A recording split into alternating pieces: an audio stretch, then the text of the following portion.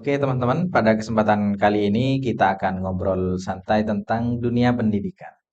Pada kesempatan kali ini sudah hadir bersama kita Bapak Darwis Abrori, Kepala Biro 3 Pendidikan Dasar dan Menengah Pondok Pesantren Nazahatul Tulab. Apa kabar, Bapak? Alhamdulillah sehat, Ustaz. Alhamdulillah. Alhamdulillah. Ya, ngomong-ngomong tentang dunia pendidikan nih, Pak. Jenengan sebagai orang yang sudah lama berkecimpung di dunia pendidikan, akhir-akhir ini kita dengar ada launching kurikulum baru dari pemerintah. Sepertinya di bulan Februari ya. Di bulan Februari kemarin ada kurikulum Merdeka istilahnya. Yang sebelumnya katanya itu kurikulum prototipe. Nah, kita yang awam ini Pak, kan tidak paham tuh seperti apa kurikulum Merdeka, tujuannya bagaimana. Mungkin jenengan bisa ngasih gambaran ke kita seperti apa sih kurikulum Merdeka itu? Ya, ya Ustaz, memang perkembangan pada akhir-akhir ini sudah mulai banyak tuh kegiatan yang dilakukan oleh pemerintah untuk mensosialisasikan tentang kurikulum Merdeka ini kepada masyarakat luas. Jadi kalau dari sudut pandang kami tentang kurikulum Merdeka ini sebenarnya jawaban yang diberikan oleh pemerintah terkait dengan perkembangan industri saat ini, harapan terkait dengan masa depan hari-hari ini dan masa depan, utamanya tentang output dari pendidikan ini, mulai dari pendidikan dasar sampai pendidikan tinggi. Namun memang konsen pemerintah saat ini memang lebih konsen kepada penerapan kurikulum merdeka di tingkat pendidikan dasar dan sampai menengah. Karena kalau di tingkat perguruan tinggi sebenarnya sudah dilaksanakan pada 2 tahun yang sebelumnya itu sudah mulai dilaksanakan. Esensi dari kurikulum Merdeka ini sebenarnya karakteristiknya kurang lebih hampir sama dengan kurikulum 2013, cuma lebih tajam lagi, lebih tajam lagi. Karakteristik untuk menciptakan outcome siswa yang memiliki critical thinking dan creativitas thinking, khususnya di bidang literasi dan numerasi itu menjadi lebih fokus lagi, menjadi lebih tajam lagi.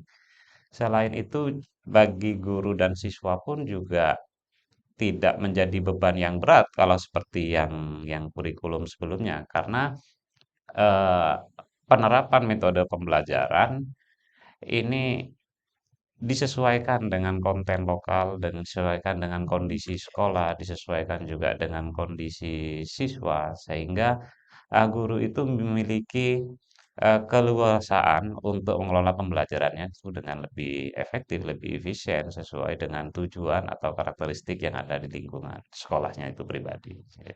Kurang lebih seperti itu sih gambaran secara umumnya tentang kurikulum Merdeka. Oke. Nah, tadi kan Bapak sampaikan itu Hmm. tidak jauh berbeda dengan kurikulum 2013, hanya ini sifatnya penajam. Dari segi struktur kurikulum, apakah tetap istilahnya ada peraturan yang mengikat seperti dulu, artinya mapel ini harus sekian jam, mapel ini harus sekian jam, atau juga merdeka di struktur kurikulumnya? Ya. Struktur kurikulum kembali juga ini tidak apa namanya, tidak terikat seperti kurikulum 2013. Memang beberapa mata pembelajaran itu ada yang wajib. Nah, di kurikulum Merdeka sekarang ini ada istilahnya upaya untuk membentuk profil pelajar Pancasila. Pelajar Oke, Pancasila. Nah, di kurikulum Merdeka ini untuk membentuk profil pelajar Pancasila ini dengan menggunakan pendekatan pembelajaran berbasis proyek, dan itu uh,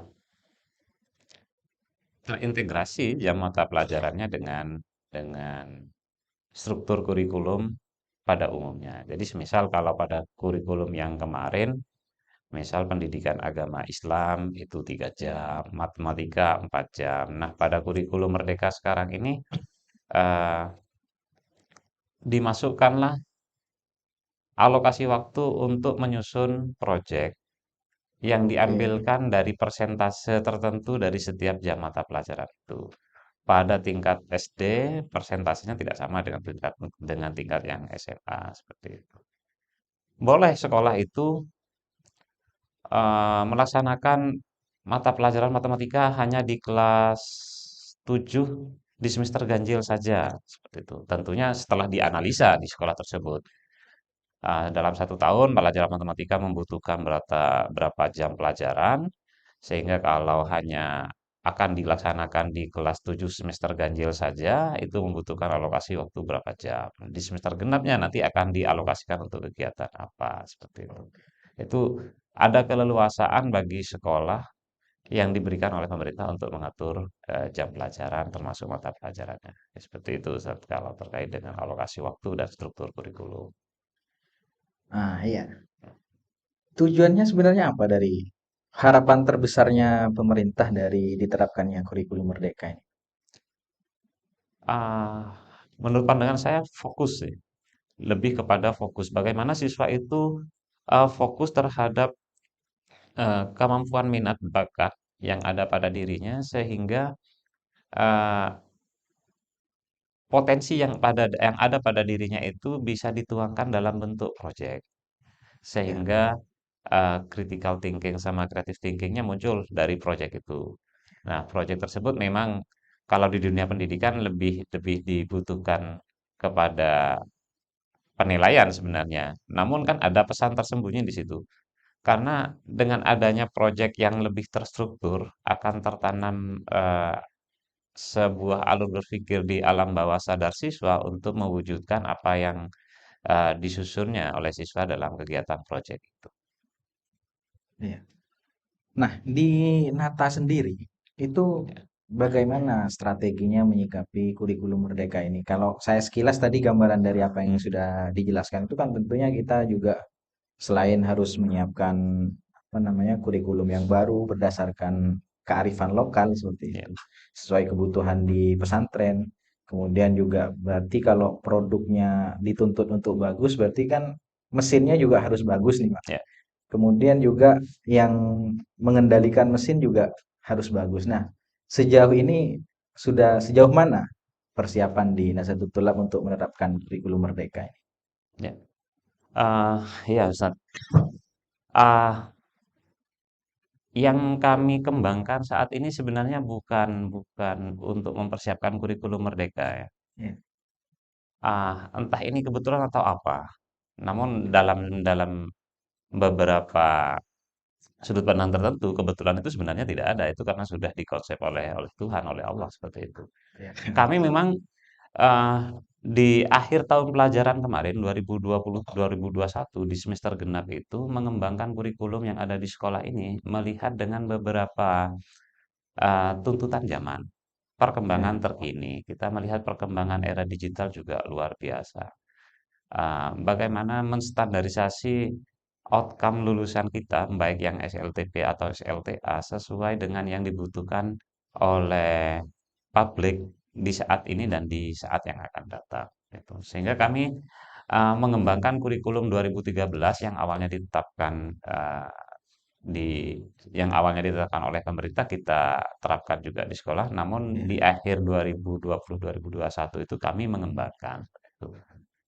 Dari unsur kurikulum sendiri kami melakukan review, kita melakukan pengembangan yang melibatkan setiap unsur yang ada di lingkungan pendidikan yang ada di pondok pesantren Nazatul Tulab ini. Mulai dari pucuk pimpinan, dari ya, pimpinan pondok pesantren sampai kepada siswa, termasuk guru juga. Sehingga eh, kita bedah bersama silabus itu kita bedah bersama, kita breakdown bersama, tentunya yang mengarah kepada upaya untuk pencapaian visi misi pesantren itu. Kita bedah, kemudian istilahnya kita brainstorming dari teman-teman kelompok guru mata pelajaran, kemudian kita reviewnya bertingkat juga, review dari kami Biro 3, setelah clear bersama kami baru lanjut dipresentasikan, direview bersama pimpinan pondok pesantren oke, seperti itu. Nah, untuk guru-guru sendiri kami juga membekali beberapa kegiatan pelatihan seperti itu. Utamanya ke pelatihan berkaitan dengan penyusunan perangkat pembelajaran, kemudian pelatihan tentang public speaking, pelatihan tentang kepemimpinan juga, yang kemarin terakhir pernah kami laksanakan itu pelatihan tentang eh, coach, leader as coach, Oh bagaimana ya, mengembangkan eh, potensi yang ada di sekitar kita melalui kegiatan coaching. Nah, ini diharapkan juga bisa diterapkan di sekolah oleh teman-teman di guru kelas-kelas di ya. kelas seperti itu. Tidak hanya upaya dari kepala sekolah selaku manajer mengembangkan wali kelas, mengembangkan guru atau mengembangkan wakasek, tapi juga bisa dikembangkan oleh teman-teman guru untuk bisa diterapkan di kelas seperti itu, Ustaz. Itu beberapa yang kami lakukan. Sehingga eh, dampaknya adalah ada beberapa kegiatan penyederhanaan kurikulum. Ada struktur kurikulum yang kami merger karena kami melihat ada di situ saling berkaitan antara satu sama lain. Kita merger. Kemudian ada juga yang kita kolaborasikan, seperti bahasa Inggris dengan mata pelajaran IPA, bahasa Indonesia dengan Ya. mata pelajaran IPA atau IPS, atau bahasa Arab yang ada di MA dan di MTS yang bisa dikolaborasikan dengan mata-mata pelajaran yang lain seperti itu. Kita lihat eh, teman-teman IPS sering memberikan penugasan makalah, sering memberikan penugasan untuk presentasi kegiatan apa. Teman-teman yang ngajar di IPA juga memiliki kegiatan yang sama. Dan dibutuhkan tugas oleh siswa, diberikan tugas kepada siswa berupa laporan. Nah, yang mana kompetensi laporan itu bisa diraih juga oleh siswa melalui mata pelajaran bahasa Indonesia. Ya, betul. Sehingga ah, pada momen tertentu kami kolaborasikan kedua mapel tersebut, bahasa Indonesia dengan IPA, atau bahasa Indonesia dengan IPS, atau bahasa Inggris dengan mata pelajaran yang lainnya. Nah, itu beberapa yang kami lakukan seperti itu berkaitan dengan pengembangan kurikulum untuk menjawab tantangan zaman saat ini dan yang akan datang. Nah, ternyata apa yang kami sedang persiapkan ini, menurut sudut pandang kami kok juga selaras nih dengan IKM, implementasi kurikulum Merdeka. Sehingga ketika IKM ini nanti diterapkan di Sampang, utamanya di sekolah kami, insya Allah kami sudah memiliki bekal untuk Ya. mewujudkan penerapan kurikulum Merdeka ini. Begitu, Ustaz. Kira-kira sudah berapa persen Pak kesiapannya?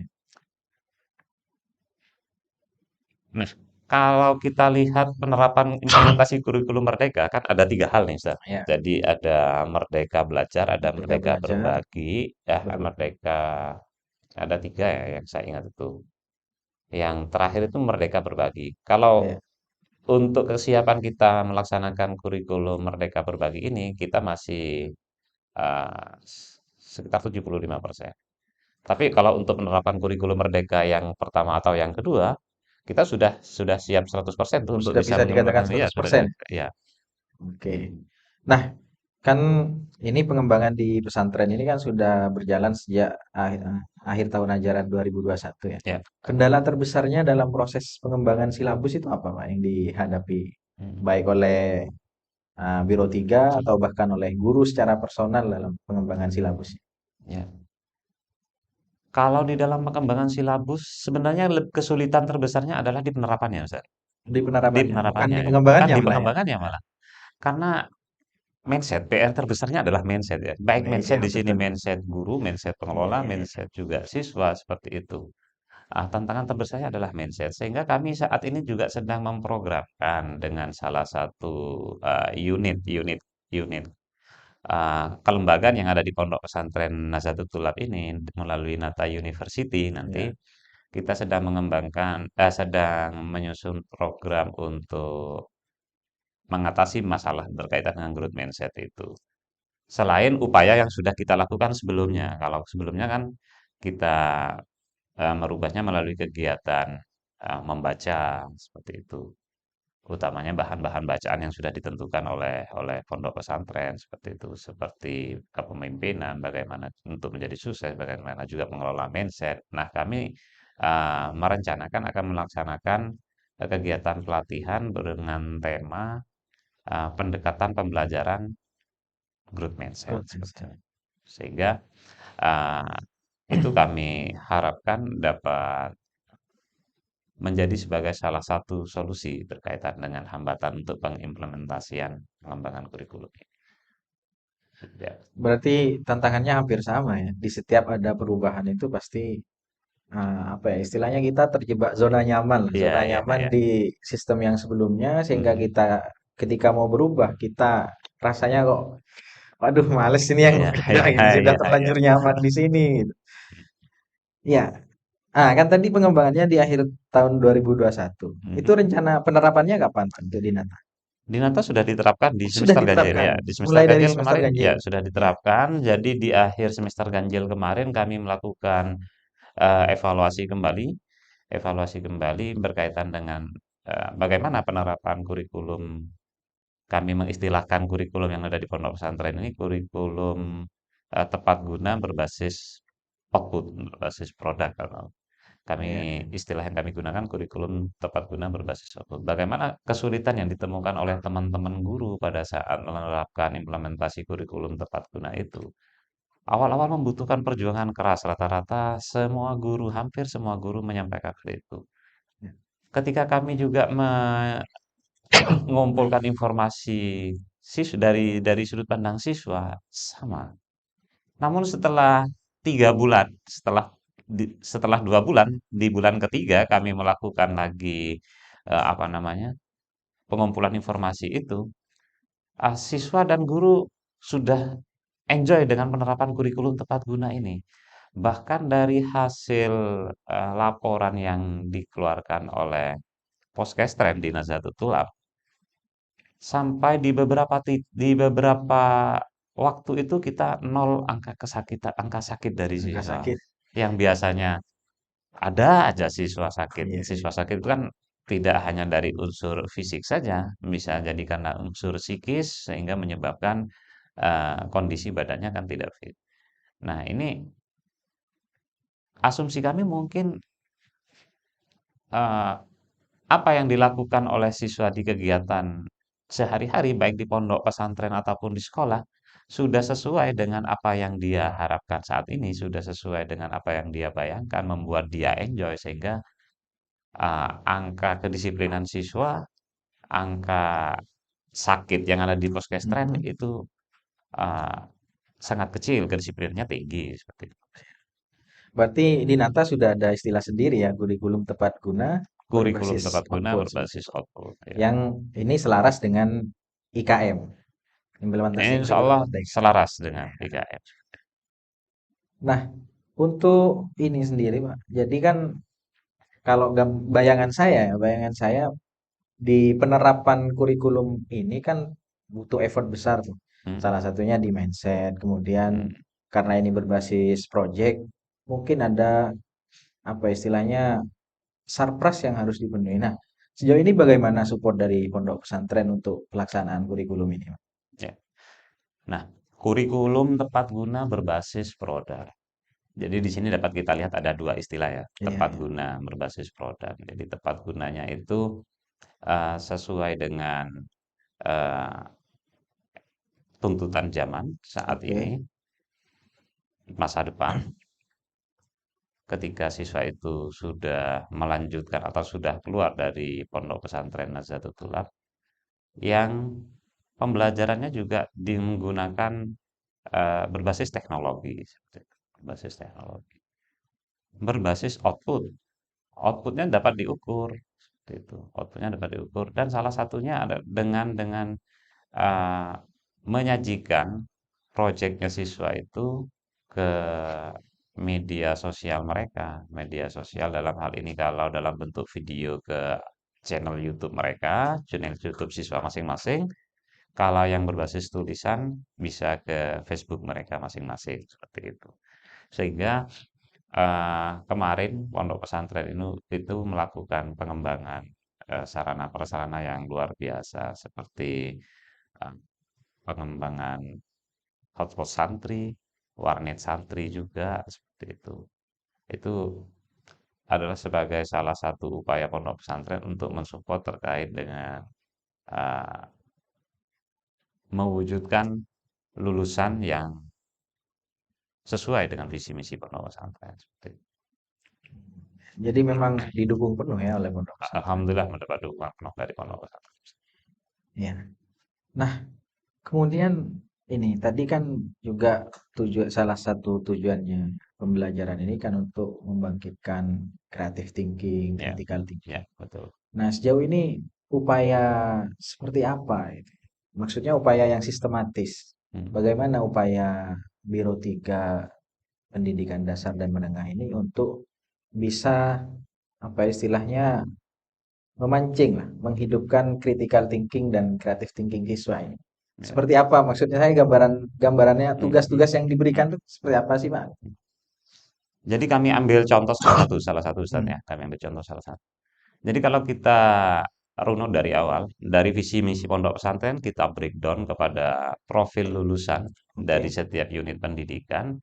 Nah, dari profil lulusan itu, jadi setiap unit pendidikan yang ada di pondok ini memiliki profil lulusan yang Kelulusan berbeda. yang Mungkin berbeda. ada satu dua yang sama, Ya, seperti menjadi uswatun hasanah, memiliki akhlak yang baik, itu kan profil lulusannya sama. ya. Tapi ada yang tidak sama. Salah satunya memiliki kemampuan public speaking yang baik, memiliki kemampuan Oke. public speaking yang baik. Nah, di sini kami membuat program bagaimana program itu dari profil lulusan itu kemudian kita deskripsikan, kemudian kita susun capaian yang ingin kita raih, baik dari kompetensi sikap, eee, pengetahuan atau keterampilannya, serta strategi yang akan kita lakukan dari setiap capaian pembelajaran itu. Nah, untuk kritikal sama creative thinking ini kan kepada kemampuan keterampilan kan sebenarnya bagaimana siswa itu menjadi lebih kritis dan kreatif seperti itu.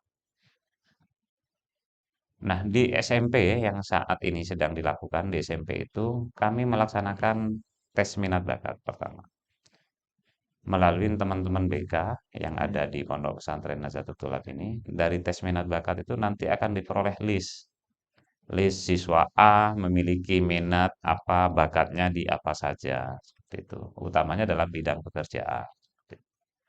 Kemudian dari data tersebut, misalnya si A itu memiliki lima bakat kemana saja.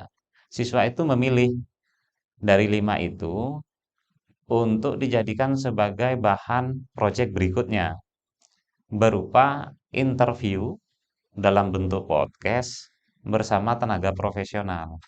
Misal Hmm. nih, dari minat bakatnya dia memiliki potensi terhadap dunia kesehatan.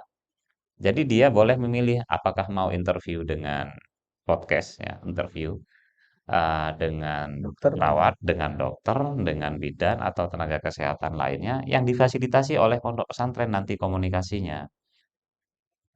Itu menjadi tugas podcast pertama. Tujuannya adalah bagaimana siswa itu bisa memperoleh informasi seluas mungkin dari tenaga profesional itu secara langsung.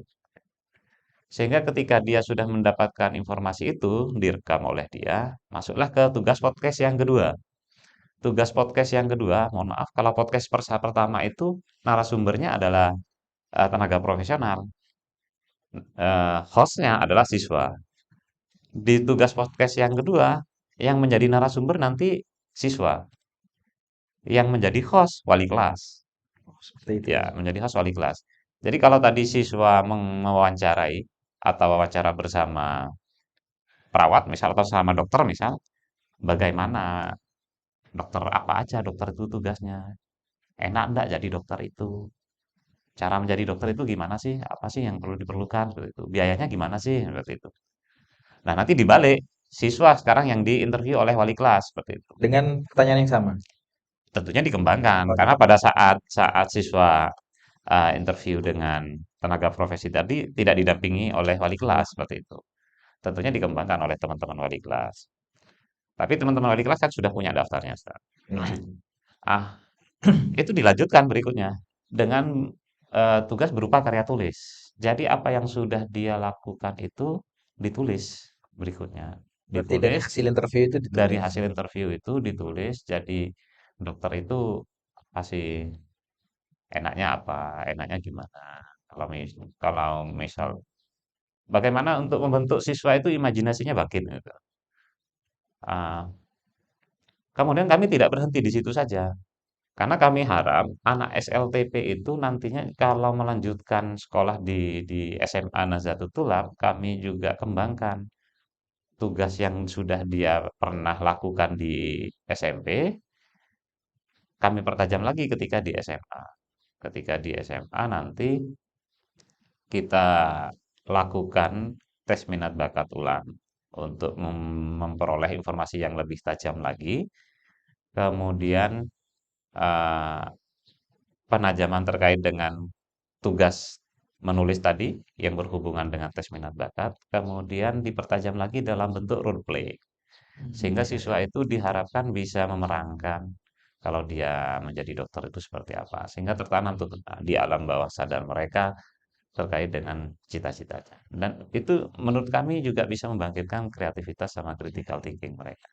berarti memang siswa di sini tuh dikasih ruang seluas-luasnya ya untuk mengekspresikan Iya, betul. dirinya sesuai minat bakatnya. Iya, betul. Bahkan tadi itu kalau saya membacanya kan ketika wali kelas menginterview itu kan itu semacam kesempatan untuk siswa bisa mendiseminasikan apa yang sudah Oke, dia ya dapat betul. dari tenaga profesional.